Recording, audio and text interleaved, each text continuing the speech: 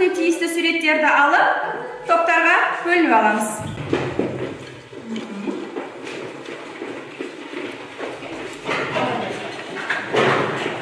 Ал енді балдар топқа бөлініп алдық па? Жер көлігі, әуе көлігі және су көлігі болып 3 топқа бөлініп алдық. Ал енді балдар сабақты бастамай тұрып, мен сендерге сұрақ қоямын. Мынаны не көріп тұрмыз? Әртүрлі заттарды көріп тұрмыз, иә? Мыналар не үшін екен? Кім айтады? Метр. Не үшін керек? Өлшеу үшін. Өлшеу үшін. Жарайды. Мыналар не үшін керек? Оны біз математика сабағына қолданамыз. Және жылдамдықты өлшейміз. Жарайды, керемет. Ал енді мен сендерге сұрақ қоямын. Жылдамдық дегеніміз не? Кім айтады? Кәні, Ясмина, тұршы жылдамдық дегеніміз? Тез уақытты, қозғалысты, шапшаңдықты, тездігін анықтау үшін. Жарайды, рахмет. Керемет. Ал екінші сұрағымыз жылдамдықты 3 тілде кім айтады маған? Қазақ тілінде жылдамдық, орыс тілінде скорость, ағылшын тілінде спринт. Жақсы, керемет, рахмет, отыр. Бүгін біздің тапсырмамыз балалар. Мынандай постерлермен, плакаттармен жұмыс істейміз. Осы плакаттарды сендер топтарға сай бересіңдер, бөліп бересіңдер. Ал сендер мына суреттерді алып, барлық топқа береміз. 3 топқа бөліп беріп шық.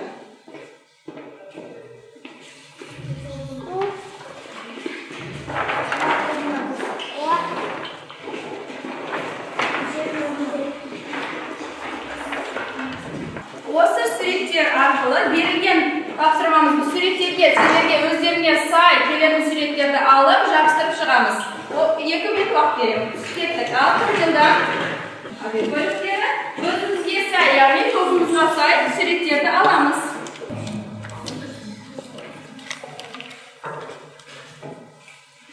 Боламыз, тез орындаймыз.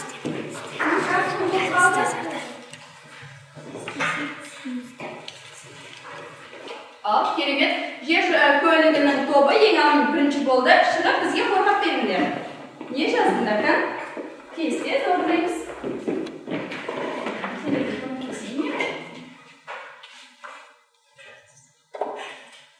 Жарайсың. Айтып кет енді бізге. Қандай суреттер алдыңдар? Бізде машина, адам, жануар, тағы поезд суреттері бар. Бұның барлығы жер көліктерінің жылдамдықтарына жатады. Мысал келтіріп кетіңдерші. Мысалы, поездың ең жүретін 500 мен 200 км сағатына жүреді. Тағы. Мысалы, машинаның жылдамдығы 320 км сағатына жүреді. Жылдамдықпен жүреді. Ал балалар, біздің жер көлігі тобының бағалау әдісі бас бармақпен бағалаймыз. Жарайды, керемет, рахмет, отырамыз. Әуе көлігі тобы шығамыз. Біздің тобымыз ауа тобы. Ауа топтарында бәрінде жылдамдық болады. Ұшақтікі 1800, ал 2400 км сағатына дейін жылдамдықта ұшады екен, керемет, бас бармақпен бағалаймыз. Аха, келесі су көлігінің тобы. Зиядашы, қорғап бер. Біз су көлігіміз. Суда да жылдамдық болады екен, иә болды? Жылдамдық болады. Мысалы, қайықтың жылдамдығы 45-90 км сағатына жүреді. Акуланың жылдамдығы 900 метр минутына жүреді. Рахмет. Бас бармақпен бағалаймыз. Үшінші топты. Керемет. Екінші тапсырмамыз біздің оқулықпен жұмыс екен. Бүгінгі біздің жылдамдықты қалай өлшейміз деген тақырыпты ашып аламыз. Кітапта берілген оқышы екінші тапсырманы. Жануарлар әртүрлі болады, кейбірі тез, кейбірі баяу. Жақсы. Малика, екінші олардың арасында бірдей жылдамдықпен қозғалатындар бар. Зияда. Қозғалатын денелердің жылдамдықтары әртүрлі болады. Керемет. Бұл жерде сендерге Қазақстанда мекендейтін жануарлар, жәндіктерді аттарын жазуымыз керек екен. Ал 2 минут уақыт беріп, дәптермен жұмыс. Дәптерге жазамыз. Қазақстанда қандай жануарлар мен жәндіктерді білеміз? Солардың аттарын жазамыз.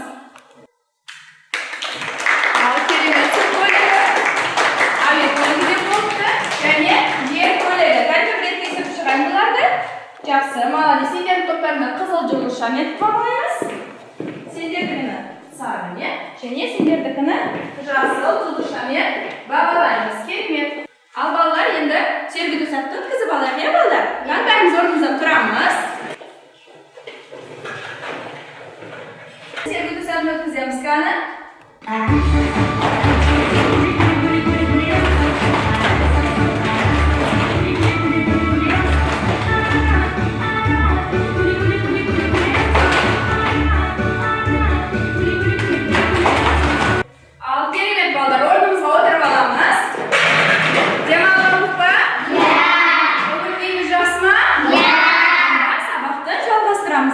Үшінші тапсырмаға қараймыз. Бізде үшінші тапсырмада бізге зерттеу берілген екен, иә балдар?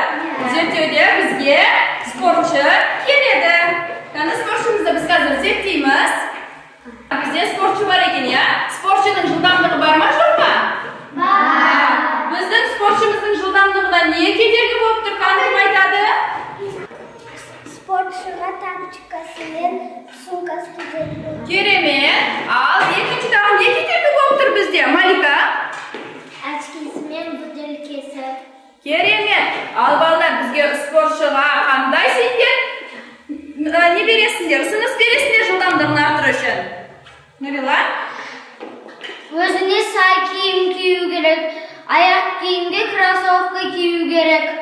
Ал рахмет спортшы. Енді сен жылдамдығын арттыру үшін керек емес заттардың барлығын алып тастау керек екен. Рахмет, орныма отыра ғой. Ал енді біздің үшінші тапсырмамызда зерттеу депті. Әрбір топта бір бала керек. Бізге қаны шығамыз. Мына жерден тұрып, бізде енді жылдамдықты арттыру үшін жүгірмейміз. Біз дұрыс па? Біз тек қана жүру әрекетімен жылдамдығымызды тексереміз. Соның арасында біз сыныбымыздың ең жылдам жүретін балдарын анықтаймыз.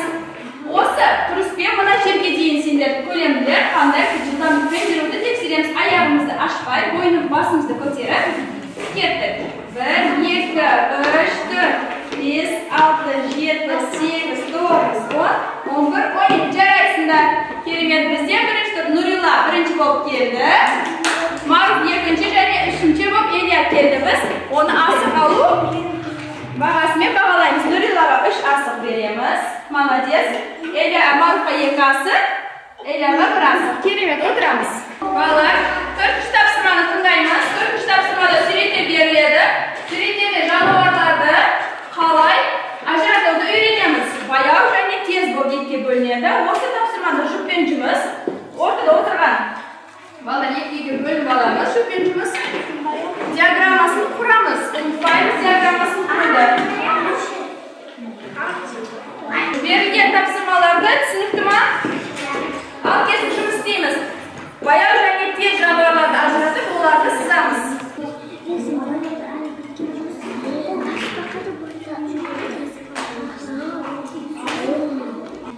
Қантейсіз боламыз, балдар? Жарайды, бірінші топ, екінші топ және үшінші топ. Керемет. Қазір мен сендердің жауаптарыңды тексеріп аламын.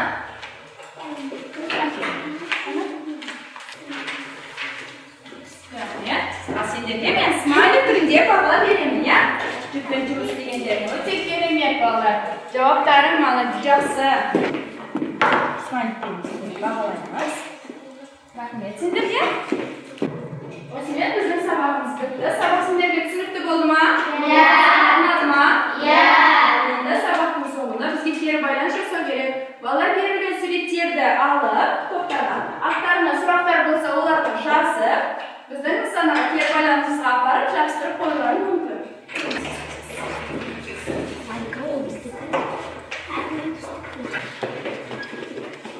Жақсы. Молодец. Барлығымызға сабақ түсінікті екен. Сұрақтарың болса, сұраңдар, иә? Жарайсыңдар? Жабыстырайық. Молодец. Рахмет сендерге. Ал балалар, сабағымыздың соңғы сендерге үлкен рахмет. Үй жұмысына жылдамдықты қалай өлшейміз деген тақырыпты, бүгінгі тақырыпты жақсылап меңгеріп, оқып мазмұндап келесіңдер. Сау болыңдар.